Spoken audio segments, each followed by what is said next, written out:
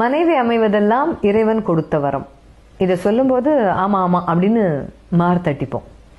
கணவன் அமைவதும் இறைவன் கொடுத்த வரம். ஒரு தடவை கூட நம்ம அதை சொல்றதும் இல்லை, நினைச்சு பார்க்குறோமான்னா அதுவும் தெரியாது. இப்போ நமக்கெல்லாம் குறிப்பா பெண்களுக்கு அந்த கோணாறு கைடு மாதிரி எல்லாத்துக்கும் பக்கம் பக்கமாக விளக்கம் கொடுத்து பழக்கம். அதே மாதிரி தான் நம்ம வீட்டு ஆட்களும் விளக்கம் கொடுக்கணும், குறிப்பாக கணவன்மார்கள் விளக்கம் கொடுக்கணும்னு எதிர்பார்ப்போம். அவங்க ஆத்திச்சூடி மாதிரி அப்படி ஒத்த வரியில் முடிச்சுட்டு போயிடுவாங்க. அது நமக்கு பிடிக்காது, அதுக்கும் கோச்சிப்போம். இந்த மாதிரி நம்மளுடைய சின்னதும் பெருசும் சின்னதும் பெருசும் சின்னதும் பெருசும். இன்னும் குறிப்பாக சொல்லணும் பார்த்தீங்களா, மெயினாக ஒரு விஷயத்த சொல்லாமல் விட்டுட்டேன். இந்த பாத்ரூம் சுவிட்சு, இந்த ரூமில் போட்ட லைட்டு, ஃபேனு, இந்த ஏசியோட மெயின் சுவிட்சு, இதெல்லாம் ஆஃப் பண்ணணுங்கிற விஷயம் நம்ம சிலபஸில் கிடையாது. அவங்க என்ன பண்ணுவாங்க, ஆஃப் பண்ணிட்டு வந்து ஏமா இதெல்லாம் போட்டியே கொஞ்சம் நிறுத்த மாட்டியான்னு கேட்பாங்க. நான் தான் நிறுத்த மாட்டேன், மறந்துடுறேன்னு தெரியுது இல்லை, போய் டொக்குன்னு ஆஃப் பண்ணிட்டு வர வேண்டியதானே, இது எதுக்கு எடுத்து சொல்லிக்கிட்டு இருக்கீங்க அப்படின்னு திருப்பி அவங்கள தான் கோச்சிப்போம்.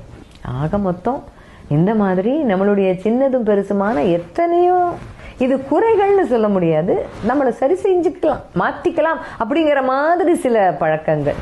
நாம் மாற்றிக்காமல் போனாலும் அவங்க அப்படித்தான், அவள் அப்படித்தான் விடு அப்படின்னு சொல்லி பொறுமையாக நிறைய வீடுகளில், முக்கால்வாசி வீடுகளில் கணவன்மார்கள் இருப்பதனால தான் நாம் ரொம்ப சந்தோஷமாக இருக்கும். நிறைய விஷயங்கள் நம்மளை பாரமாக அழுத்துறதே கிடையாது. நம்மளை மாதிரியே அவங்களும் சின்ன விஷயத்துக்கெல்லாம் எடுத்ததுக்கு சண்டை போட்டுக்கிட்டே இருந்தாங்கன்னு வச்சுக்கோங்களேன், வீடே போர்க்களமாயிடும். எப்போ பார்த்தாலும் போர் நடந்துக்கிட்டு இருக்க மாதிரியே இருக்கும். அதனால பொறுத்து போகிறார்கள். சகிச்சுக்கிறாங்கன்னு சொல்லலை, பொறுத்துக்கிட்டு போகிறது அது ஒரு பெரிய விஷயம் இல்லையா? எத்தனை அவங்க அப்படித்தாங்க அப்படின்னு சைலண்ட் பெருசுப்படுத்த மாட்டாங்க கணவன்கள். அந்த மாதிரி கணவன்கள் எல்லாம் வாய்க்க பெற்றவர்களுக்கு அது கடவுளின் வரம் தானே. அப்போ கணவன் அமைவதெல்லாம் இறைவன் கொடுத்த வரம் அப்படின்றதையே நாம சொல்ல ஆரம்பிக்க கூடாது. ஏன் நாம சொல்றதில்ல தெரியுமா?